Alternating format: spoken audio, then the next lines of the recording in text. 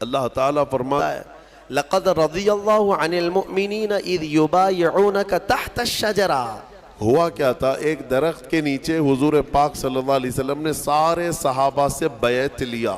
بیعت اتنا لفظ تو آپ سمجھتے ہیں، اپنے پیر و مرشد کے ہاتھ میں ہاتھ دے کر کے آپ بیعت کرتے ہیں۔ یہ گناہوں سے توبہ اور عہد کرتے ہیں سیدھے راستے پر چلنے کی۔ وہ بیعت کون سی تھی؟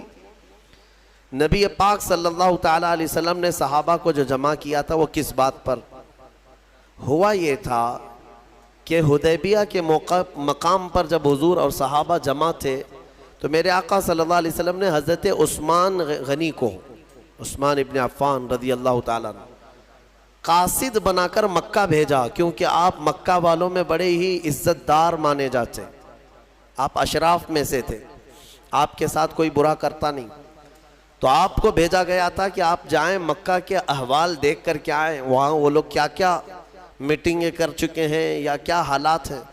حضرت عثمان غنی بھی احرام کی حالت میں تھے، حضور کے ساتھ آئے ہیں مدینے سے چل کر مکہ تک، حدیبیہ تک۔ حضور کے حکم پر وہ مکہ اکیلے گئے۔ جب مکہ میں داخل ہوئے تو مکہ والوں نے آپ کو نہیں روکا۔ حضرت عثمان کی اپنی ایک عزت تھی، پورے مکہ میں آپ کا ایک اثر و رسوخ بھی تھا، آپ کو کسی نے کچھ نہیں کیا۔ آپ حالات دیکھنے کے لیے مکہ گئے، حرم شریف کے قریب گئے تو وہاں کے جو بڑے بڑے سردار تھے قریش کے اور جو دشمن تھے، ان سبوں نے کہا عثمان ہم تمہاری بڑی عزت کرتے ہیں پہلے سے بھی، اب تم آئے ہو احرام کی حالت میں تو ہم صرف تمہیں اجازت دیتے ہیں تم اپنا طواف کر لو اور چلے جاؤ، تم کعبے کا طواف کر لو اور چلے جاؤ۔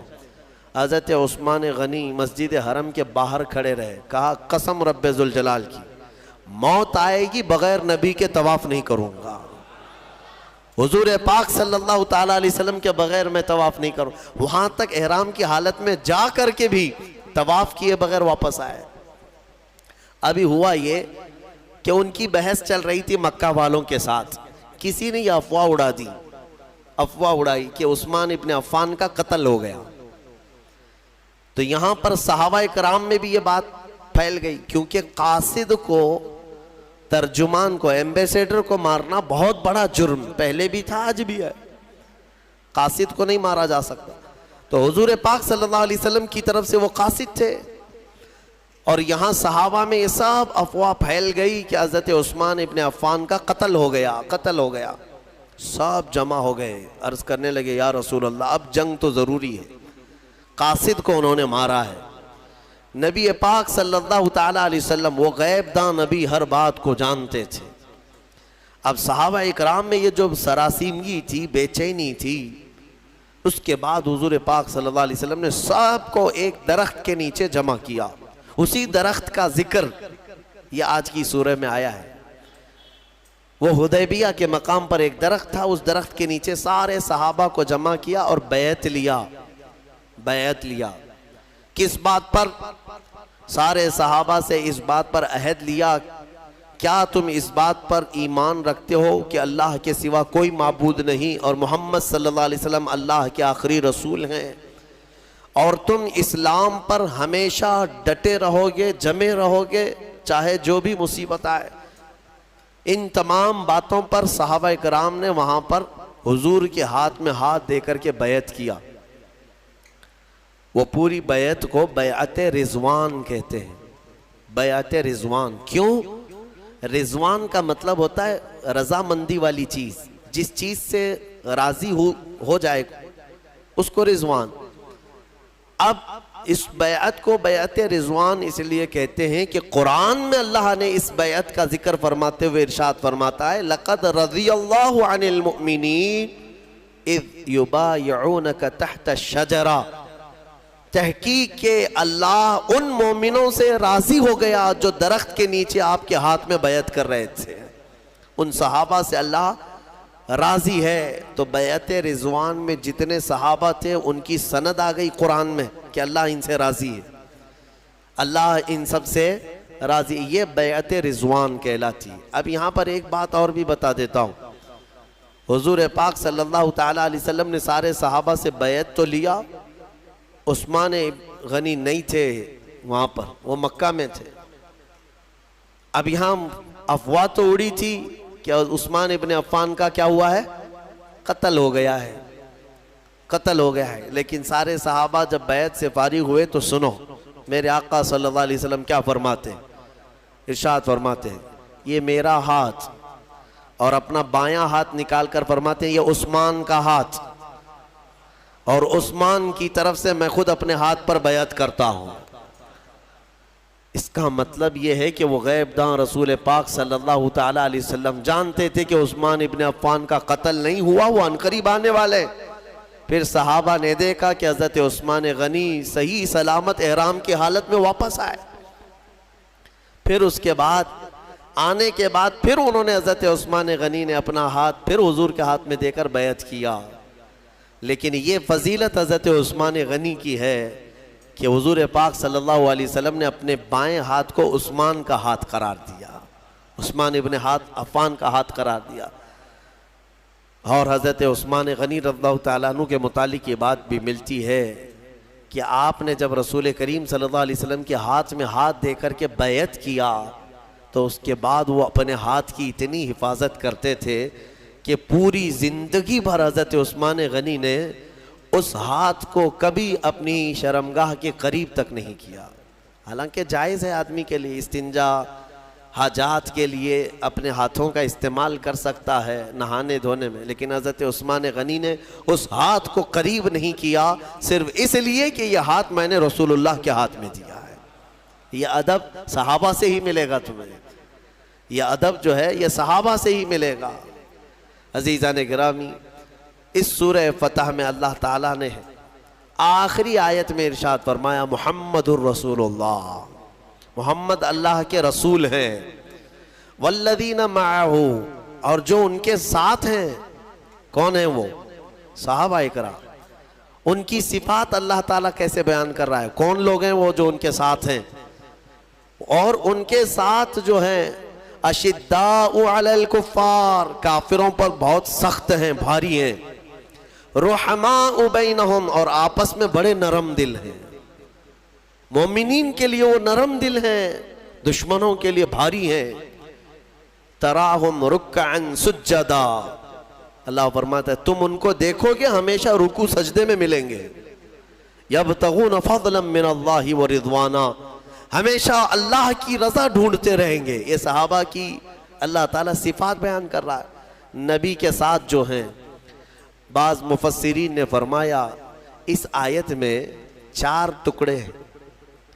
محمد الرسول اللہ کے بعد محمد اللہ کے رسول ہیں، اس کے بعد 4 ٹکڑے، والذین معہ ایک ٹکڑا ہو گیا، اشداء علی الکفار دوسرا، رحماء بینہم تیسرا، تراہم رکعا سجدا چوتھا۔ اب کیا ہی بہترین نفیس تفسیر اس کی گئی ہے، فرماتے ہیں والذین معہ کا مطلب ہے اور جو ان کے ساتھ ہیں، اس سے مراد ابو بکر صدیق کی ذات ہے۔ دوسرا ٹکڑا ہے اشداء علی الکفار، کفار پر بہت بھاری ہیں، اس سے مراد عمر ابن خطاب ہے۔ رحماء بینہم، آپس میں بڑے نرم دل ہیں، اس سے مراد عثمان ابن عفان ہے۔ تراہم رکعا سجدا، تم انہیں ہمیشہ رکوع سجدے میں دیکھو گے، اس سے مراد حیدر کرار کی ذات۔ والذین یبتغون فضلا من اللہ ورضوانا، اور فرمایا اللہ، اور وہ ہمیشہ اللہ کی رضا ڈھونڈتے رہتے ہیں، اس سے مراد سارے صحابہ کی ذات ہے۔ سارے صحابہ کو یعنی طبقہ در طبقہ یہاں پر بیان کیا گیا ہے۔ عزیزان گرامی، اس سے میں صرف اتنا ہی کہنا چاہوں گا کہ یہ صحابہ کی صفت ہے کہ وہ دشمنوں پر بھاری تھے، آپس میں نرم دل تھے، لیکن یہاں الٹ نہ دیا گیا ہو، اس کو تبدیل کر دیا گیا ہے۔ یہاں اپنوں پر لوگ بھاری ہو گئے، دوسروں پر نرم ہو گئے بہت۔ ہاں، اپنوں کے لیے سخت لہجہ، سخت تیور، معاف نہ کرنا، اور دوسروں کے ہاں جی حضوری، چاپلوسی، تملق، نہ جانے کیا کیا چیزیں ہیں۔ میرے عزیز و صحابہ کی یہ صفات نہیں تھی۔ صحابہ اکرام رضوان اللہ تعالیٰ علیہ مجمعین میں اللہ کے نبی صلی اللہ علیہ وسلم نے ایسی محبت پیدا فرمائی تھی، ایسی آپس میں محبت پیدا فرمائی۔ قرآن ان کی تعریف میں فرماتا ہے کہ بے شک یہ رسول پاک صلی اللہ تعالیٰ علیہ وسلم کے صحابہ جب صف لگاتے ہیں، اللہ ان سے محبت کرتا ہے، جب یہ صف لگاتے ہیں تو ایسے کھڑے ہوتے ہیں جیسے سیسا پلائی ہوئی دیوار کھڑی ہے، کأنہم بنیان مرصوص۔ اللہ فرماتا ہے سیسا پلائی ہوئی دیوار کہ اس میں کوئی سوراخ نہیں ہوتا، کوئی توڑ نہیں سکتا سیسے کی دیوار کو۔ صحابہ اکرام کی صف کو اللہ فرماتا ہے ایسی مضبوط دیوار کی طرح ان کی صفیں ہوتی ہیں، ایسا اتحاد تھا ان کا، ایسی یونیٹی دیکھنے کو نہیں ملے گی۔ حضور پاک صلی اللہ تعالیٰ علیہ وسلم نے ان کے دلوں میں جو محبت قائم فرمائی تھی۔ اور میں آپ کو بتاؤں، حضرت بلال اور حضرت ابو ذر، ان دونوں میں تکرار ہوئی بات بات میں۔ حضرت ابو ذر نے حضرت بلال کو اتنا کہا کہ ایک کالی ماں کے بیٹے، کیونکہ کالے تھے حضرت بلال، تو کالی عورت کے بیٹے، اتنا کہا۔ حضرت بلال کو یہ بات گراں گزری، حضور کے پاس آئے، کہا یا رسول اللہ صلی اللہ علیہ وسلم، مجھے ابو ذر نے اس طرح سے کہا ہے، کالی عورت کے بیٹے۔ نبی پاک صلی اللہ علیہ وسلم نے ان کو بلایا، ابو ذر، اور بلا کر کے کیا فرماتے ہیں کہ یا ابا ذر افیک الجاہلیہ، ابھی تک تمہارے اندر زمانے جہالت کی چیزیں باقی ہیں، ابھی تک زمانے جہالت کی چیزیں باقی ہیں۔ 3 بار میرے آقا نے فرمایا۔ اس کے بعد حضور پاک صلی اللہ تعالیٰ علیہ وسلم اپنے جلال کا اظہار کر کے چلے گئے۔ بس حضرت ابو ذر پر اتنا اثر ہوا، کہتے ہیں یہ کہ تکرار میں بات ہو گئی، لیکن ان صحابہ کا معمول کیا تھا، فوراً اس کے بعد آئے، حضرت بلال کا ہاتھ پکڑتے ہیں، کہتے ہیں مجھ سے خطا ہوئی، بات چیت میں نے تم سے زیادتی کر دی، لہٰذا مجھے تو معاف کر دو، معاف کر دو۔ بار بار وہ حضرت بلال کو پکڑنے لگے، اور اس کے بعد کیا کہتے ہیں پتہ ہے، اے بلال، اب میری روح کو اس وقت تک قرار نہیں آئے گا جب تک تم اپنا یہی کالا پیر میرے چہرے پر نہ روند دو۔ میں نیچے سو جاتا ہوں، تم اپنا پیر میرے چہرے پر رگڑو، میں نے تمہارے ساتھ کیسی زیادتی کی۔ حضرت بلال نے ان کو اٹھا لیا، سینے سے لگا لیا، کہا پیر کیسے رکھا جا سکتا ہے؟ میرے عزیزو، یہ جو ان کی محبتیں تھی نا، یہ معاشرے کی، یہ میرے آقا صلی اللہ تعالیٰ علیہ وسلم کا حسین معاشرہ۔ یہاں دوسروں کی بات تو چھوڑے، سگے گھر کے اندر نفرتوں کی دیواریں۔ جب مادہ پرست ہو جاتے ہیں لوگ، دنیا پرست ہو جاتے ہیں، تو یہ محبت ختم ہو جاتی ہے، اس کے سامنے صرف اور صرف اسباب دکھائی دیتے ہیں۔ مال والا ہے تو میرا ہے، نہیں ہے تو میرا نہیں ہے، مجھے وہ سلام کرتا ہے تو میرا ہے، نہیں ہے تو میرا نہیں ہے۔ ایمان کی اللہ کے حبیب صلی اللہ علیہ وسلم نے ایک صفت یہ بھی بیان فرمائی مومنین کی، مثل المؤمن کمثل جسد اذا اشتکى عضو تداعى له سائر الجسد بالسہر والحمى۔ حدیث پاک ہے، حضور صلی اللہ تعالیٰ علیہ وسلم فرماتے ہیں مومنوں کی مثال ایسے ہی ہے جیسے ایک جسم کی طرح، اگر ایک عضو کو تکلیف ہو گئی، جسم کے ایک پارٹ کو تکلیف ہو گئی تو پورا جسم درد کرتا ہے، بخار آ جاتا ہے۔ ارے ٹھوکر انگوٹھے پر لگ جائے سر درد کرنے لگ جاتا ہے، بخار آ جاتا ہے جسم میں۔ ایک رونگٹا بھی تمہارا اکھڑ گیا تو دیکھو، ایک پھنسی آ جائے تمہارے چہرے کے اوپر، سر درد کرنے لگ جاتا ہے۔ تو جسم کے سارے پارٹ ایک دوسرے سے جڑے ہوئے ہیں، ٹھوکر پیر کی انگلی کو لگے لیکن درد پورے جسم میں ہوتا ہے۔ میرے آقا صلی اللہ علیہ وسلم نے فرمایا مومنوں کی مثال یہی ہے، ایک مومن کو تکلیف ہو تو سارے مومنوں کو اس کا درد ہونا چاہیے، بے قراری ہونا چاہیے۔ یہ ایسا نہیں ہے کہ جاتا ہے تو جائے کھڈے میں، میرا کیا جا رہا ہے، اپنے کیے کی سزا بھگت رہا ہے۔ نہیں میرے عزیزو، اس کو مودت نہیں کہتے، یہ تعاطف نہیں ہے مومنین کے درمیان، جس کو میرے آقا صلی اللہ تعالیٰ علیہ وسلم نے فرمایا کہ تم دوسرے مومنین کے لیے نرم گوشہ رکھو، اور اگر مدد نہیں کر سکتے تو اللہ کی بارگاہ میں ان کے لیے دعا کرو۔ اور اپنے دل میں نرمی رکھو. یہ صحابہ کی صفت تھی. رحماء بینہم، وہ آپس میں نرم دل تھے، آپس میں نرم دل تھے. ان کے جو اختلافات بھی نظر آئے وہ صرف اور صرف اللہ کی رضا کے لیے ہیں، اللہ کی رضا کے لیے. باقی اپنے نفس کے لیے کبھی ان لوگوں نے کوئی ایک دوسرے کے ساتھ معاملات نہیں کیے، نفس کے لیے کبھی نہیں کیا. صحابہ اکرام رضوان اللہ تعالی علیہ مجمعین میں کچھ معاملات میں اگر اختلافات تھے، جو رائے کے اختلافات ہو سکتے ہیں، نظریاتی اختلافات جس کو کہتے ہیں، اجتہاد کی خطا کے اعتبار سے اختلافات ہوئے ہوں، لیکن ان کے درمیان آپس میں محبت بھی ایسی تھی کہ وہ اختلاف اس مسئلے کی حد تک رہتا تھا. کہ آپس کی ذاتی جو محبت ہوتی وہ بہت اعلیٰ پیمانے کی ہوتی. ام المومنین عائشہ صدیقہ رضی اللہ تعالی عنہ حضرت علی کرم اللہ وجہہ الکریم کے ساتھ کچھ معاملات میں اختلافات ہوئے، لیکن حضرت عائشہ صدیقہ سے جب پوچھا جاتا کہ فقہ یعنی شریعت کو جاننے والوں میں آپ کی نظر میں کون ہے، ام المومنین فرماتی سارے صحابہ میں موجودہ میں علی سے زیادہ فقہ جاننے والا کسی کو نہیں سمجھتی. تعریف بھی وہی ہے. میرے عزیزو، یہ ایسا نہیں ہے کہ کسی کا دل لبھانے کے لیے. صحابہ اکرام وہ آپسی محبت کی ایسی دیوار تھے کہ انہیں کوئی گرا نہیں سکتا تھا، کوئی گرا نہیں سکتا تھا. رسول پاک صلی اللہ تعالیٰ علیہ وسلم نے وہ معاشرہ تشکیل دیا. میرے عزیزو، آج میں اس سے ریلیٹڈ ایک بات کہنا چاہوں گا. کسی مسئلے سے اختلاف ہو جائے تو اس مسئلے کی حد تک اس کو رکھا جائے، یہ نہیں کہ اس کے باپ دادا پر چڑھائی کی جائے.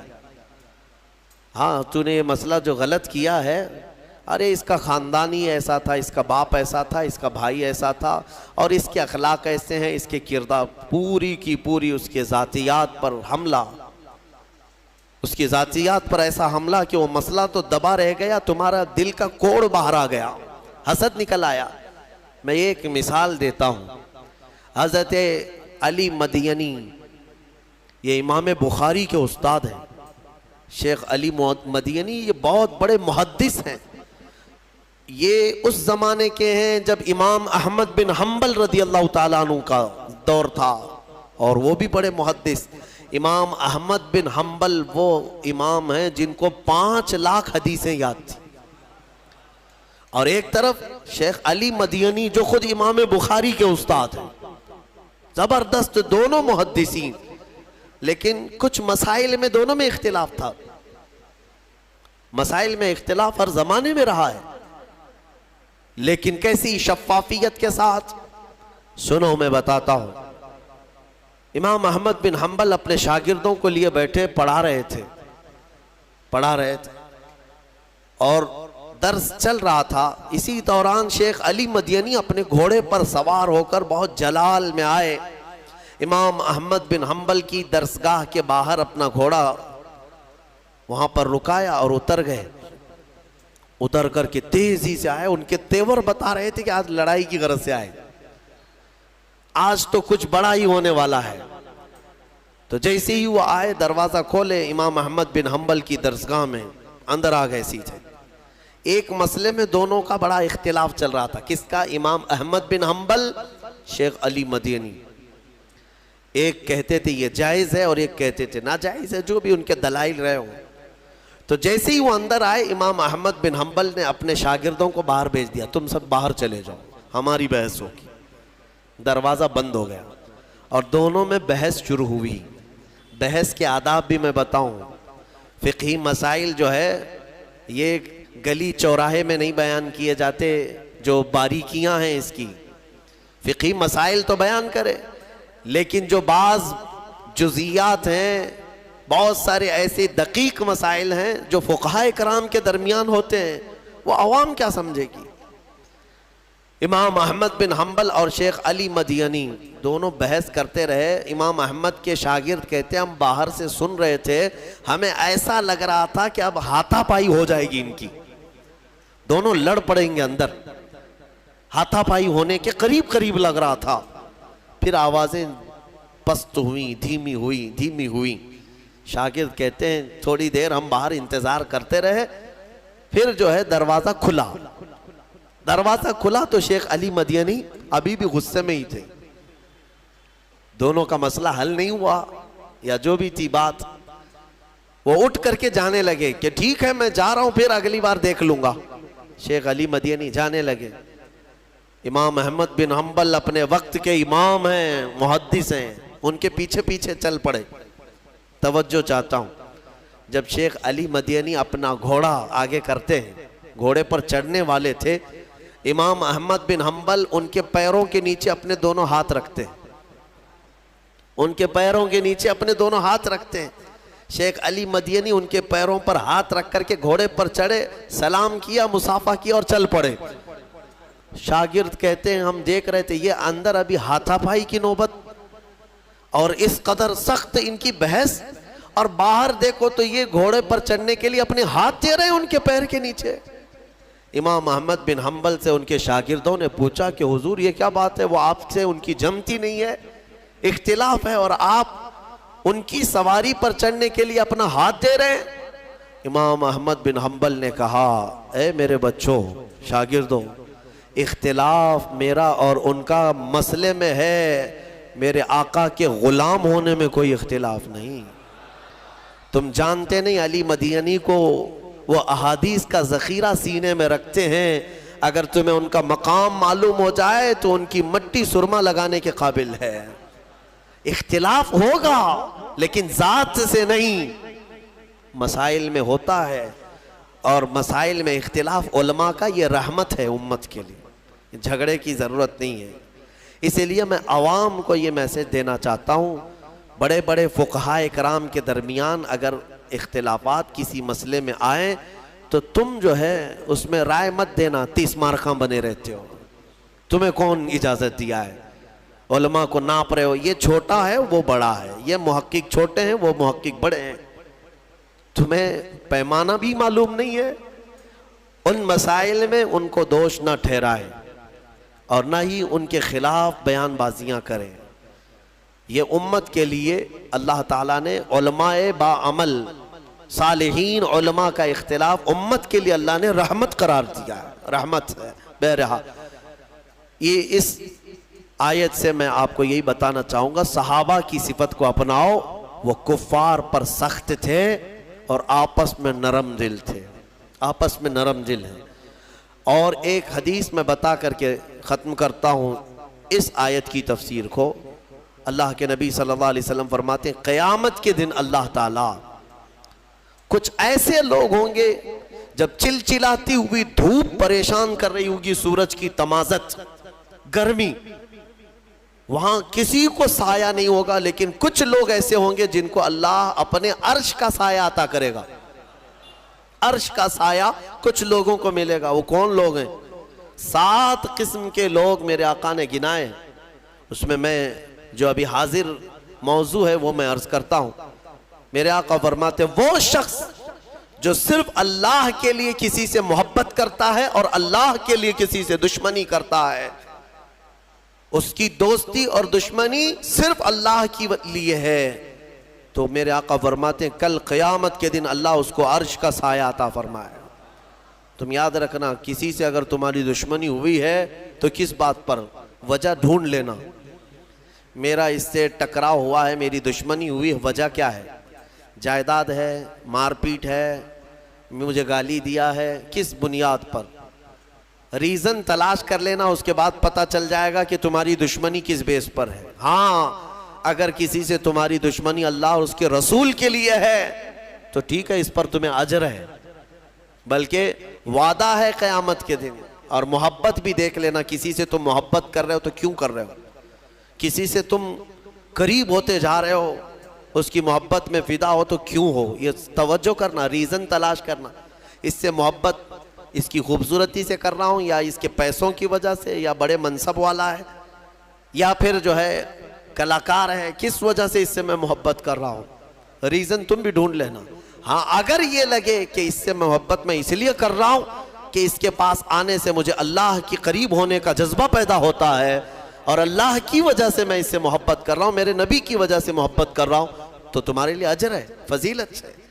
اللہ تبارک و تعالیٰ اس صفت پر ہمیں قائم ہونے کی توفیق عطا فرمائے. اور سورہ حجرات کی بات میں عرض کر دیتا ہوں, کیونکہ اسے چھوڑنا ہماری آج کی تفسیر بالکل نامکمل ہے. اللہ تعالیٰ فرماتا ہے سورہ حجرات کی شروع کی ہی آیتیں بارگاہ مصطفیٰ کے ادب کے لیے آئی. یا ایہا الذین آمنوا لا تقدموا بین یدی اللہ ورسولہ, اے ایمان والو اللہ اور اس کے رسول سے آگے مت بڑھنا, آگے مت بڑھو, اللہ سے ڈرتے رہو. دوسری آیت ہے یا ایہا الذین آمنوا لا ترفعوا اصواتکم فوق صوت النبی, اے ایمان والو نبی کی آواز پر اپنی آوازیں بلند مت کرو. حضور کے دربار میں بلند آواز سے اگر بات کرو گے تو کیا ہوگا بتاؤ؟ اللہ فرماتا ان تحبط اعمالکم وانتم لا تشعرون, تمہارے سارے اعمال ضائع کر دیے جائیں گے, تمہیں خبر بھی نہیں ہوگی. حضور کے دربار میں بلند آواز سے بات کرنے کا یہ گناہ ہے, یہ سزا ہے. اور اللہ فرماتا ہے وَلَا تَجْهَرُوا لَهُ بِالْقَوْلِ كَجَهْرِ بَعْضِكُمْ لِبَعْضٍ, اور نبی کو ایسے مت پکارو جیسے آپس میں ایک دوسرے کو پکارتے ہو, جیسے ایک دوسرے کو پکارتے ہو, اے احمد, اے عبداللہ, اے خالد, یہ آپس میں پکارنے کے طریقے ہیں.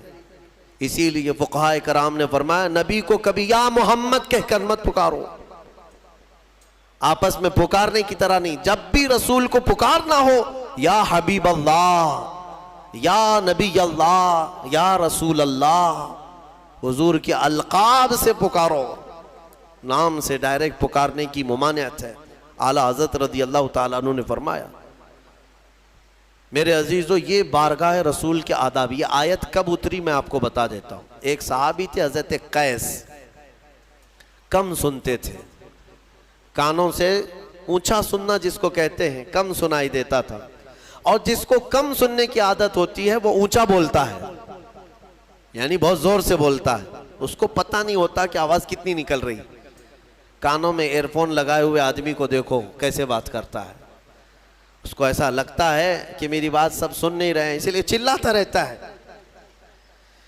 تو جس کے کانوں میں عذر ہو وہ زور سے بولتا ہے. تو حضرت قیس یہ صحابی مجلس میں بیٹھتے ہیں, جب صحابہ کے ساتھ حضور پاک صلی اللہ علیہ وسلم سے کوئی بات ان کو پوچھنا ہوتی تو زور سے پوچھتے, کیا کہا یا رسول اللہ آپ نے, حالانکہ وہ ان کا عذر تھا, عذر تھا.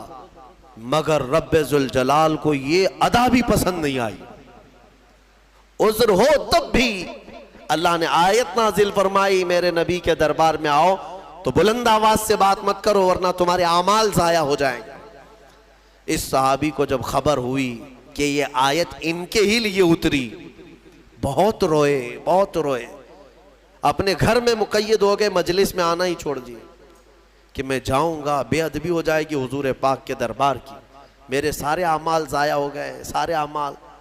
پھر دوسری آیت نازل ہوئی, اللہ نے فرمایا ان الذین یغضون اصواتهم عند رسول اللہ, بے شک وہ لوگ جو اللہ کے رسول کے سامنے اپنی آوازیں پست کر لیتے ہیں, یعنی دھیمی کر لیتے ہیں. اللہ فرماتا ہے یہ وہ لوگ ہیں جن کے دلوں کو اللہ نے تقوی کے لیے چن لیا ہے. لہم مغفرت واجر عظیم, اللہ کی ان کے لیے مغفرت ہے اور اجر عظیم ہے. ان کی معافی کا پروانہ بھی آ گیا, ان کی توبہ کی قبولیت کی بشارت بھی آ گئی. میرے عزیزو اندازہ کرو عذر ہونے کے بعد بھی حضور کے دربار میں بلند آواز سے بات کرنے کی اجازت نہیں, تو پھر عام لوگ اگر حضور کی بارگاہ میں چلائیں تو یہ کس قدر بے ادبی ہے. یہاں تک کہ فارسی کا یہ مشہور شعر آپ نے سنا ہوگا, ادب گاہست زیر آسماں از عرش نازک تر, نفس گم کردہ میاں آیت جنید و بایزیدی جا. لوگوں آسمان کے نیچے زمین پر ایک ادب کی ایسی جگہ ہے جہاں پر جنید بغدادی اور بایزید بستامی جیسے اولیاء بھی آتے ہیں تو اپنی سانسوں کو بھی روک لیتے ہیں, سانسوں کو روک لیتے ہیں حضور کے روضے کے پاس. کہ نکلنے والی سانسوں کی آواز سے میرے آقا کی روضے کی بے ادبی نہ ہونے پائے۔ آج بھی بہت سارے لوگ زیارت کے لیے جاتے ہیں، ہم نے دیکھا ہے، ایک ہاتھ میں چپل ہے، ایک ہاتھ میں ویڈیو ہے، فون، حضور پاک کے روضے کی زیارت کرنے آ رہے ہیں۔ میاں یہ کوئی پکنک پوائنٹ نہیں ہے، یہ کوئی اس طرح دل بہلانے والی جگہ نہیں ہے کہ تم جس انداز سے وہاں پر کھڑے ہو کر کے بے ادبی کر رہے ہو۔ کیا تمہارا یہ عقیدہ ختم ہو گیا کہ رسول پاک صلی اللہ علیہ وسلم اپنی قبر میں زندہ ہیں؟ نبی پاک صلی اللہ علیہ وسلم اپنے غلاموں کو دیکھ رہے ہیں۔ میرے عزیزو، یہاں ہم بیٹھے ہوتے ہیں، ایک عالم بھی سامنے بیٹھے تو لوگ ادب سے بیٹھ جاتے ہیں، پیر نہیں پھیلاتے۔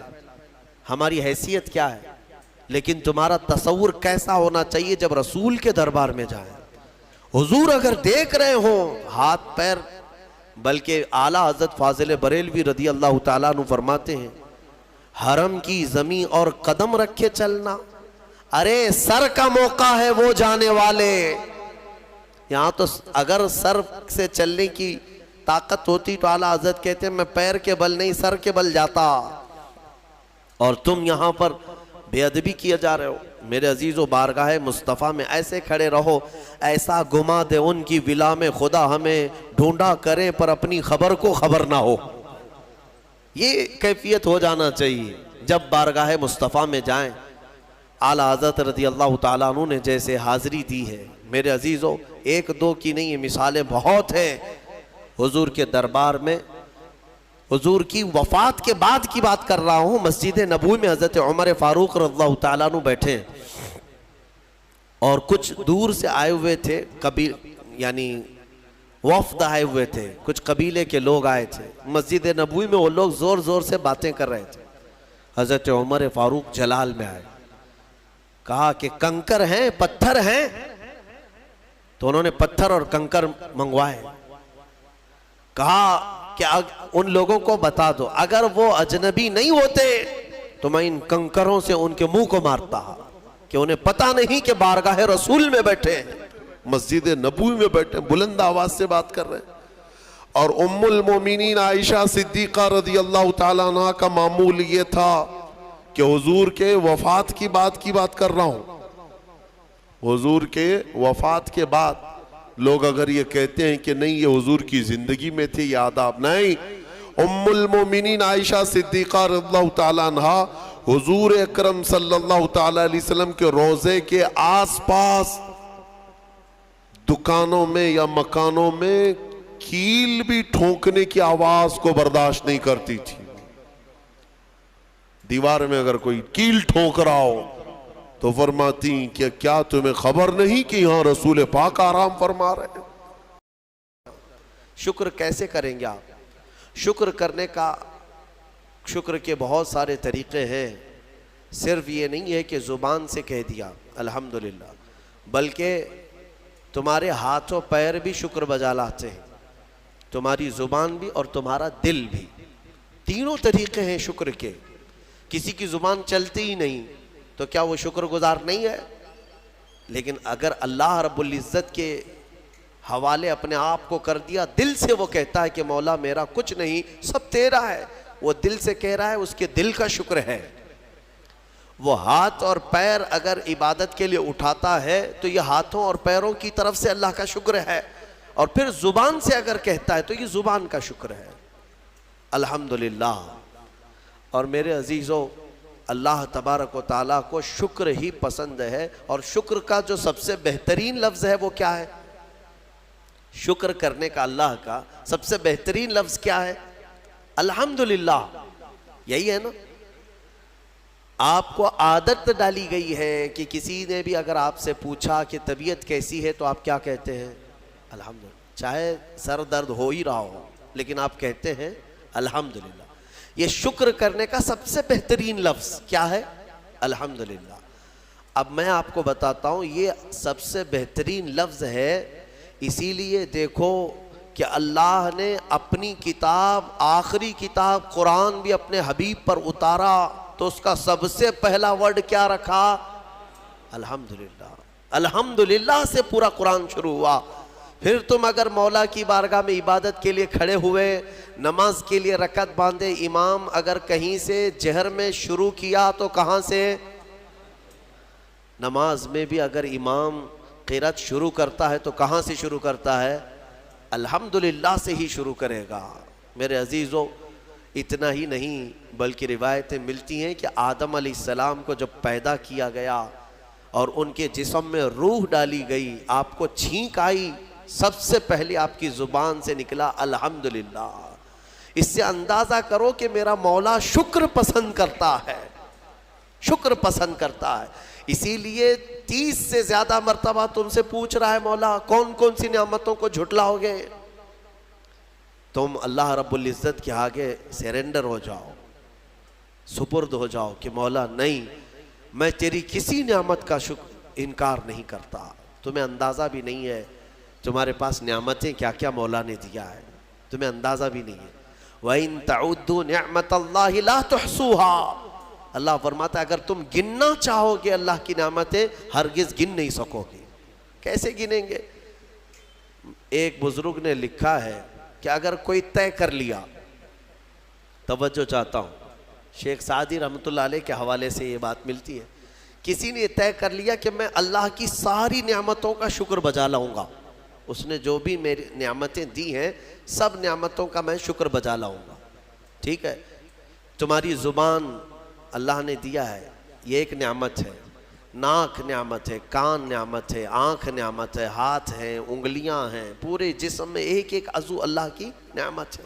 پھر پلس اس کے علاوہ جینے کے لیے جو یہاں پر گھر دیا یہ نعمت ہے، زمین پر چلنے کی طاقت دی یہ نعمت ہے، اور سونے کے لیے ہمیں بستر دیا، پہننے کے لیے کپڑے دیا یہ نعمت ہے، رشتہ دار دیا یہ نعمت ہے، اولاد دیا یہ نعمت ہے، ماں باپ دیا یہ نعمت ہے، اچھے دوست دیا یہ نعمت ہے، اسلام دیا یہ نعمت ہے، ایمان پر رکھا یہ نعمت ہے، اپنے آخری نبی کی امت میں پیدا کی یہ نعمت ہے۔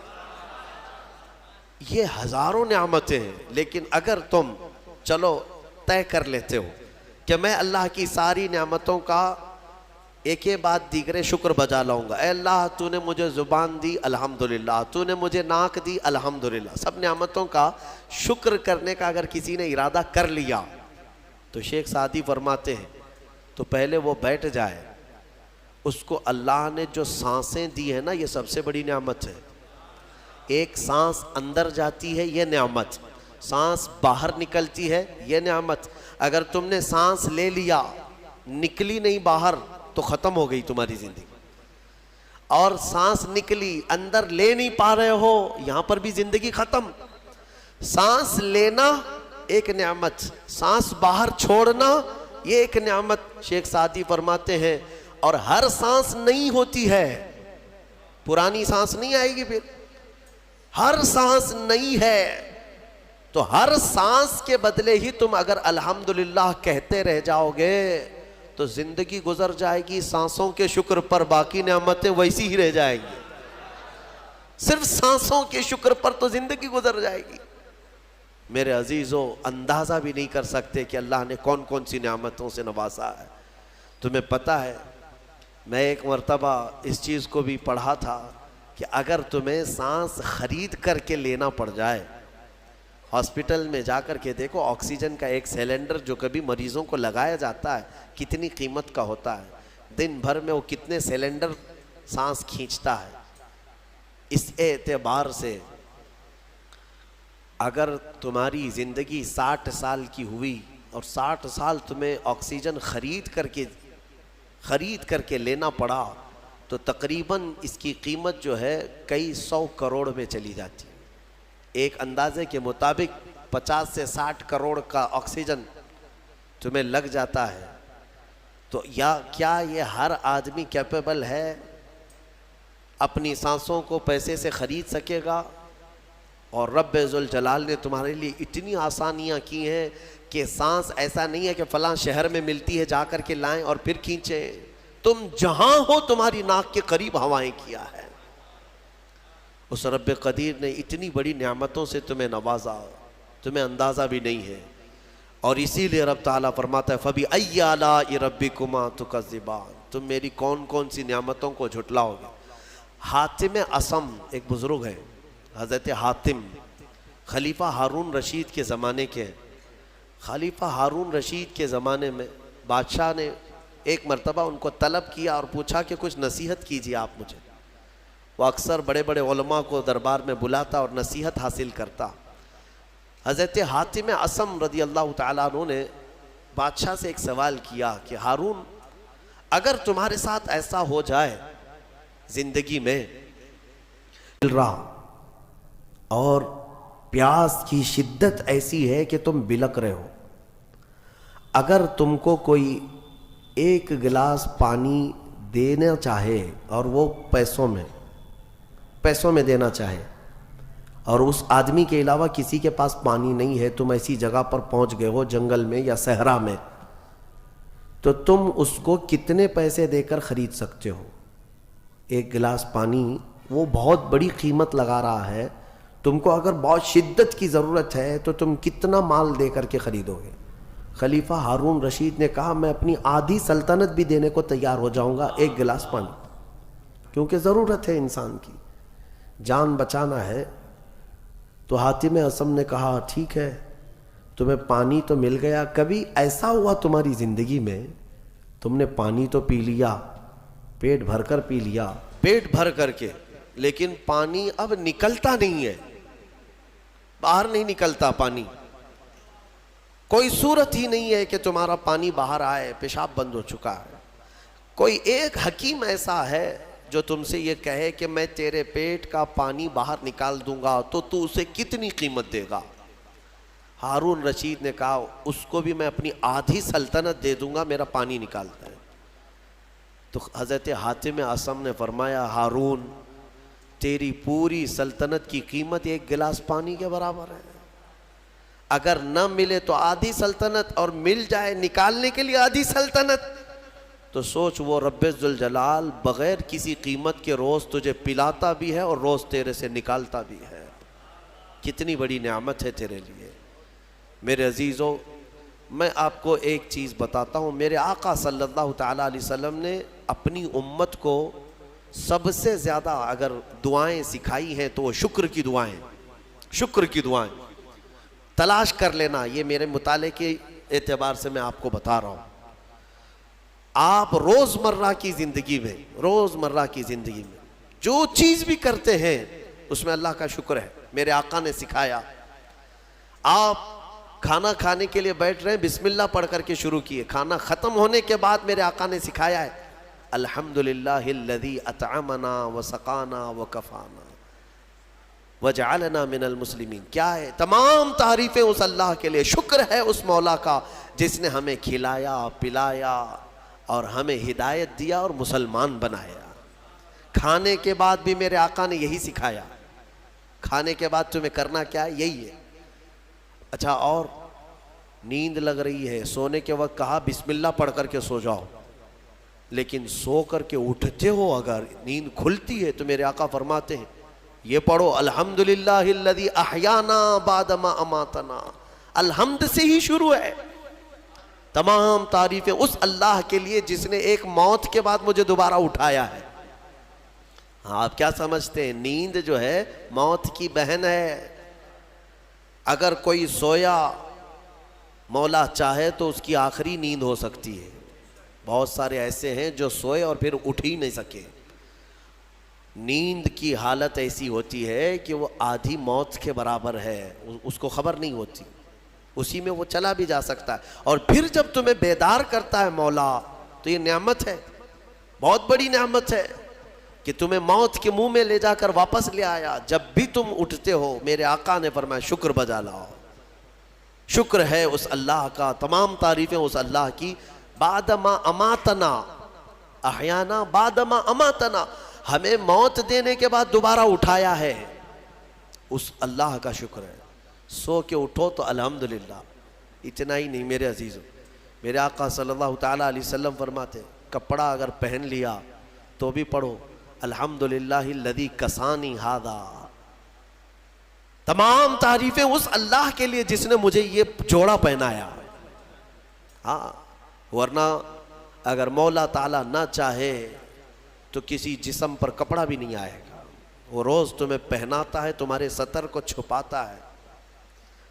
اتنا ہی نہیں, میں آپ کو بتاؤں, استنجا کے لیے بھی جاتے ہو, پیشاب کے لیے فرمایا گیا کہ بسم اللہ پڑھ کر کے تو جانا ہے, اور اللہ کی پناہ مانگ کر کے جاؤ, بسم اللہ اللہم انی اعوذ بک من الخبث والخبائث. لیکن جب تم استنجا کر کے باہر آتے ہو تو حضور نے فرمایا پھر یہ کہو الحمدللہ الذی اذھب عنی الاذى وعافانی. وہاں بھی شکر ہے. کس بات کا شکر ہے؟ تمام تعریفیں اس اللہ کی, اس کا شکر ہے جس نے اذیت دینے والی, تکلیف دینے والی چیز کو میرے جسم سے دور کیا. تمہیں اندازہ ہے زہر ہے یہ جو اندر استنجا جمع ہو جائے تو آسانی سے آج پیشاب کر لیتے ہو, آسانی سے آج تم حاجت کر لیتے ہو, پخانہ ہو جاتا ہے, تو اس کو یوں مت سمجھ لینا کہ تمہارا کمال ہے. یہ رب تعالیٰ کی ہزار نعمتوں میں سے ایک نعمت ہے. اگر پیشاب تمہارا رک گیا, کڈنی کام کرنا چھوڑ دیتی ہے, آج جاؤ ہاسپٹلوں میں دیکھو ڈائلیسس کی مشینوں پر کتنے مریض سوئے ہوئے ہیں. تمہیں پتہ ہے پیشاب اگر نہیں نکلتا تو آج کے زمانے میں نیا ایک علاج ہے. ڈاکٹرز کیا کرتے ہیں کہ پانی جو ہے یہ پیشاب پورا خون میں مل جاتا ہے اور زہر بنتا ہے جسم میں. اگر ایک دن پیشاب نہیں ہوا تو پانی تمہارا جسم میں بھر جائے گا. اسی کو کریٹینن کا لیول بڑھنا کہتے ہیں. زہر بھر جاتا ہے.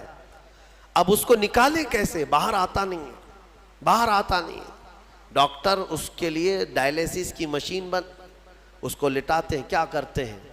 بڑی موٹی موٹی 2 سوئیاں یہاں حلق میں ڈالتے ہیں گردن کے پاس, یا پھر ہاتھ سے ایک پائپ جسم کا پورا خون نکالتا ہے اور مشین میں ڈالتا ہے, اور مشین فلٹر کرتی ہے.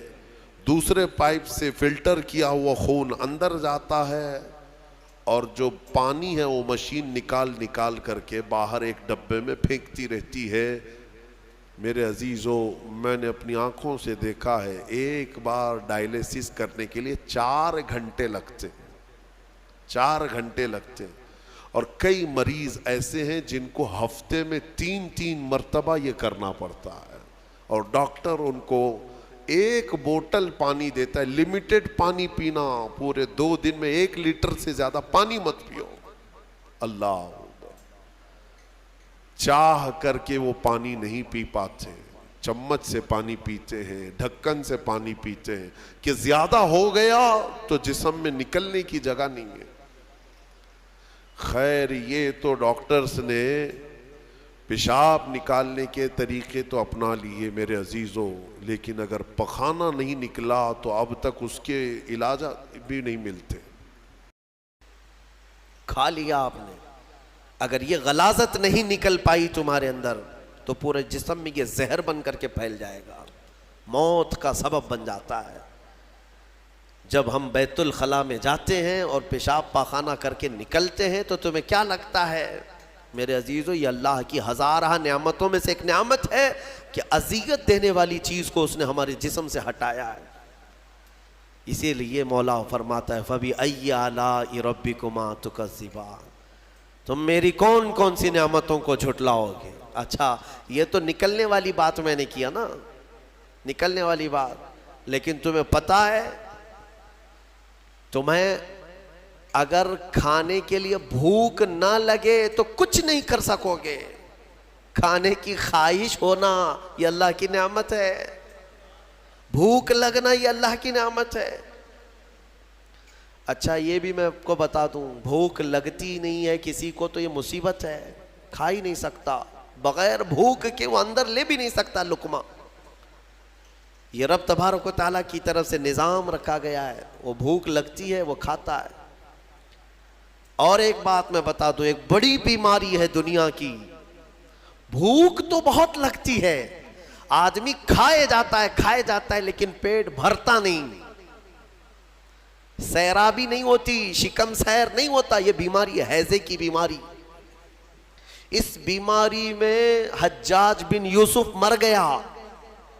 ہاں, بڑا گورنر تھا, جانتے ہیں بھوک اتنی لگتی تھی اس کو کہ ایک مرتبہ ایک گائے پوری ذبح کر کے بھون کر کے اس کو کھلائی گئی، پیٹ نہیں بھرا، خواہش ابھی بھی باقی ہے، بھوک ابھی بھی ہے، اور کچھ کھلا دو اور کچھ کھلا دو۔ اس کو پھر انڈے کھلائے گئے، مرغیاں کھلائی گئی، اتنا کھلایا گیا کہ پیٹ پھٹ گیا، پیٹ پھٹ گیا اور زہریلا ہو گیا۔ آپ کو کیا میں بتاؤں، پیٹ 4 لقمے کھانے کے بعد، کسی کو 10 لقمے کھانے کے بعد ایسا لگتا ہے نا پیٹ بھر گیا، الحمدللہ پیٹ بھر گیا ہے۔ یہ جو شکم سیر آپ کو لگتا ہے یہ اللہ کی نعمت ہے۔ کچھ لوگوں کو یہ بیماری ہے کہ تم ان کو 4 کلو بھی اندر کچھ ڈال دو تو یہاں کی جو چاہت ہے وہ نہیں جائے گی، ہاں خواہش نہیں ختم ہوگی۔ اسی طرح پیاس لگنا اللہ کی نعمت ہے، اور پیاس کا بجھ جانا یہ بھی نعمت ہے۔ سکرات کے وقت میں فرمایا گیا کرے ایک ندی پانی بھی اس کو پلایا جائے تو یہ حلق نہیں سوکھے گا، پیاس باقی رہے گی، اور پانی اور پانی اور پانی۔ تم اندازہ کر سکتے ہو ایک گلاس پانی پینے کے بعد اگر ٹھنڈک لگی، ہاں پیٹ بھر گیا، پیاس بجھ گئی، نعمت ہے اللہ کی یہ۔ اور ایک بیماری یہ ہے کہ اس کے اندر ایک بالٹی پانی بھی ڈال دیا جائے تو حلق نہیں سوکھتا، پیاس بجھتی نہیں ہے، پھر زبان چپکنے لگتی ہے، زبان چپکنے لگتی ہے، حلق سوکھنے لگتا ہے، یہ بیماری ہے۔ میرے عزیزوں، میں تو صرف تمہارے جسم کی نعمتیں گنا رہا ہوں، تمہیں اندازہ بھی نہیں ہے۔ ابھی چند دنوں قبل میں نے اپنے بچوں کے سامنے بھی ایک بات عرض کیا تھا۔ میں 1-2 سال قبل شاید ایک مطالعے میں تھا، کسی چیز کی اسٹڈی میں، ایک نئی چیز میرے مطالعے پہ آئی تھی۔ ایک صاحب کئی دنوں سے وہ بیمار رہتے تھے، ان کو ہوتا کیا تھا، چلتے تھے تو اچانک ٹیڑھے ہو جائے اور ایسا لگے کہ دیوار گر رہی ہے، روڈ پہ چلے تو ایسا لگے کہ یہ گاڑی میرے اوپر گرے گی۔ ہاں یہ ایک بیماری ہے۔ آپ زمین پر کھڑے ہوتے ہیں، 2 پیروں سے کھڑے ہوتے ہیں نا، بیلنس کیسے رہتا ہے تمہارا؟ یہ چاہے موٹے ہو تگڑے ہو لیکن سیدھے تو کھڑے رہتے ہو، اور چلتے ہو تو کیا ایک طرف جھک جھک کے چلتے ہو، کبھی ادھر کبھی ادھر نہیں، ہوائیں چاہے جتنی بھی آئیں آپ سیدھے چلتے ہیں۔ یہ کون ہے جو تمہارے بیلنس کو مینٹین کیا ہوا ہے؟ صرف 2 ٹانگوں پر تمہارے پورے وزن کو کس نے قائم رکھا ہے؟ اگر تجربہ کرنا ہے تو مٹی کا ایک پتلا اس طرح سے چلا کر کے دکھاؤ، 2 ٹانگوں پر چلا کر کے دکھاؤ، بیلنس کون رکھے گا؟ ارے پتلے بھی اگر بنا کر کے کھڑا کرتے ہیں کہیں اسٹیچو تو انہیں گاڑ دیتے ہیں، کھڑا نہیں کر پائیں گے۔ اتنا تمہاری ہی وزن کے بعد 80 کلو کا ایک پتلا بناؤ مٹی کا اور اس کو صرف پیروں پہ کھڑا کر کے دکھاؤ، نہیں کھڑا ہوگا، ہوا آئے گی گر جائے گا۔ تمہیں ہوا کیوں نہیں گراتی؟ کون ہے جو تمہیں برقرار رکھا ہوا ہے؟ آپ کو میں بتاؤں تو حیرت ہوگی آپ کہ کون سی چیز مینٹین کرتی ہے، پتہ ہے آپ کو کون سی چیز تمہارے جسم کے اندر؟ نہ تمہارے ہاتھ نہ تمہارے پیر۔ اللہ اکبر، اللہ کی نعمتوں پر قربان جاؤ۔ ایک صاحب انہوں نے مجھ سے ملاقات کی تھی اور اپنی بیماری یہ بتائی تھی کہ ایسا لگتا ہے، تعویذ بھی کرائے، دعا بھی کرائے، وظیفے بھی کروائے، بہت ساری۔ ایک ماہر دانشور تھے، انہوں نے مجھ سے یہ کہا کہ مولانا مسئلہ یہ ہے کہ ہمارے دونوں کانوں کے بیچ میں ایک چھوٹا سا پارا، ایک قطرہ ہوتا ہے پارے کا، لکوڈ پارا دیکھیں آپ بی پی چیک کرنے کے وقت جو چڑھتا اترتا ہے مشینوں پہ، اس طرح کا ایک ہلکا سا ایک لکوڈ قطرہ ہمارے دونوں کانوں کے برابر بیچوں بیچ ہوتا ہے، اور وہ قطرہ ہے جو پورے بیلنس کو مینٹین کرتا ہے۔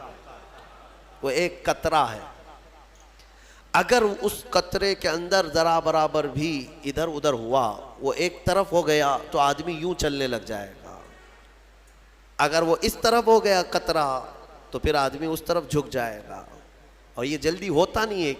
وہ اتنا مضبوطی کے ساتھ پورے انسانوں کے جسموں کو سنبھالے رکھتا ہے۔ میرے عزیزوں، پھر میں یہ پوچھتا ہوں فَبِأَيِّ آلَاءِ رَبِّكُمَا تُكَذِّبَانِ، تم اپنے رب کی کون کون سی نعمتوں کو جھٹلاؤ گے؟ اور ایک بات عجیب عجیب چیزیں میں نے دیکھی. کبھی ہم غور نہیں کرتے نا اپنے جسم میں, اور اسی لیے میرا رحمان فرماتا ہے وَفِي أَنفُسِكُمْ أَفَلَا تُبْصِرُونَ, تمہاری ذات میں میری نشانیاں ہیں, تم دیکھتے نہیں. اللہ پوچھ رہا ہے تمہاری اپنی ذات میں میری نشانیاں ہیں. محبوب الہی نظام الدین اولیاء رحمۃ اللہ تعالیٰ علیہ نے فرمایا اللہ تبارک و تعالیٰ تک اگر پہنچنا چاہے بندہ تو صرف اس کی نسیں جو ہے نا, اس کی رگیں, یہی کافی ہیں اس کے لیے. ہاں میرے عزیزو, آج بھی ڈاکٹرز یہ کہتے ہیں کہ تمہارے جسم کے اندر کی نسیں اگر کھول کر کے پھیلا دی جائیں تو 10,000 کلومیٹر تک پھیل جائیں گے, یعنی تقریباً ایک دنیا گھومنے کے برابر. اتنی نسیں تمہارے جسم کے اندر ہیں کہ اگر ان کو کھول کر کے پھیلا دیا جائے تو اتنی لمبی. کون ہے جو یہ سارا مینٹین کیا ہوا ہے, اور ہر نس میں وہ خون کو دوڑاتا ہے اور پھر واپس پہنچاتا ہے دل تک. ایک چیز میں جو کہہ رہا تھا وہ یہ ہے, عجیب سی چیز ہے. ایک صاحب نے فرمایا کہ ایک بیماری ہے کہ یہ ایک صاحب ہیں کہ ان کی آنکھوں کی پلک بند ہی نہیں ہوتی. اس پر تحقیق کی گئی. میرے عزیزو کتنی چھوٹی چیز لگتی ہے, آپ پلکیں جھپکاتے ہیں نا, آپ کے اختیار میں نہیں, اور بہت ہلکی سی ہے, یوں کیا بند ہوئی, یوں کیا کھول دیا, آنکھیں بند ہو رہی کھل رہی ہے. آپ کو پتا ہے اس کے اندر کیا چیز ہے؟ کہا کہ ایک بہت ہلکا سپرنگ ہے ان پلکوں کے بھی اوپر. باقی سب جگہ اس طرح اپنے آپ نہیں ہوتے ہیں کہ خود سے جو ہے بند ہو رہی ہو کھل رہی ہو. کان کیا اس طرح کرتا ہے ہمارا, اٹھ گیا اپنے آپ, بیٹھ گیا اپنے آپ. یہ ہلکی سی پلکوں کی جو چمڑی ہے نیچے آتی اوپر جاتی, نیچے آتی اوپر جاتی, کیا چیز ہے اس؟ تو ایک صاحب نے ہمیں بتایا کہ بہت ہلکا سپرنگ ہوتا ہے, اگر وہ سپرنگ ختم ہوا کسی کا تو بلڈوزر سے بھی کھینچ کر کے بند نہیں کر سکو گے. ان پلکوں کی چھوٹی سی چمڑی کو کھینچ کر کے بھی بند نہیں کر سکو گے, وہ بند نہیں ہوگی پھر. اسی لیے مردوں کو دیکھو, اگر کسی کی آنکھیں بند نہیں کیا آپ نے موت کے بعد, وہ کھلی رہ گئی, تو پھر آپ گھنٹوں کھینچ کھینچ کے اس کی آنکھ بند کرو, بند نہیں ہوگی, نہیں ہوگی. کیونکہ موت کے بعد یہ سارا حصہ ختم ہو گیا, اور مرے ہوئے آدمی کو آنکھیں بند ہے اس کی, آپ نے بند کیا, پھر اس کے 1-2 گھنٹے کے بعد اس کی پلکیں اٹھا کر کے دکھا دو, کھول کر کے دکھا دو اس کی آنکھیں. سارے لوگ مل کر کے بھی اس کی آنکھوں کی پلکوں کو کھول نہیں سکیں گے. میرے عزیزو, ہے تو بہت ہلکی سی چیز, لیکن تمہیں پتا ہے اس کی معنویت کتنی ہے, اس کی معنویت کتنی ہے. یہ بات میں کیوں کہہ رہا ہوں, ایک صاحب کو یہ بیماری کی وجہ سے, اس بیماری کی وجہ سے وہ پاگل ہو گئے. کیا بیماری تھی کہ پلک جھپک نہیں رہی ہے, بند نہیں ہو رہی ہے, اور بند نہیں ہو رہی ہے تو نیند نہیں آتی. جیسے نیند آئے گی تو آنکھوں کا آٹومیٹک بند ہونا ہے, اور آنکھ بند نہیں ہو رہی تو سوئے گا کیسے.